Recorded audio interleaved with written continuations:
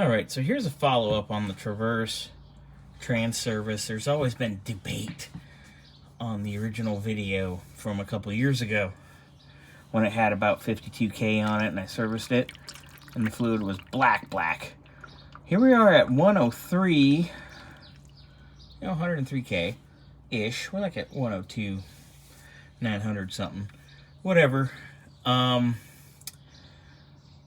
Continuing with our every other oil change, drain and fill. Look how clean that fluid is, boys and girls. And I haven't serviced it 13,000 miles. But it's a drain and fill, like I said, every other oil change. Maybe even 14,000. I don't even know. I just know every other time it comes back from the dealer for an oil change, I service the trans. Sometimes I do it at home. Sometimes I do it at the shop. Sometimes I do it with your mom blowing me. That goes to the guys that are like, you shouldn't use Max-Life because Max-Life isn't blah, blah, blah. And I've responded to that shit.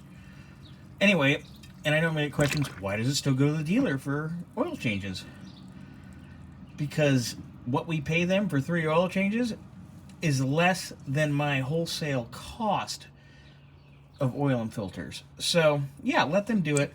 Let me give a check. Let them give me a checklist because of their inspection. It saves me time. And then I put it on the lift, and I debunk 95% of it. So, anyway, you guys just saw that fluid's nice and clean. And that's how you do it. It will live damn near forever if you keep clean, fresh fluid in it. It's not hard to do, boys and girls. Not hard at all. But, you know, some of you guys believe every word the dealer says.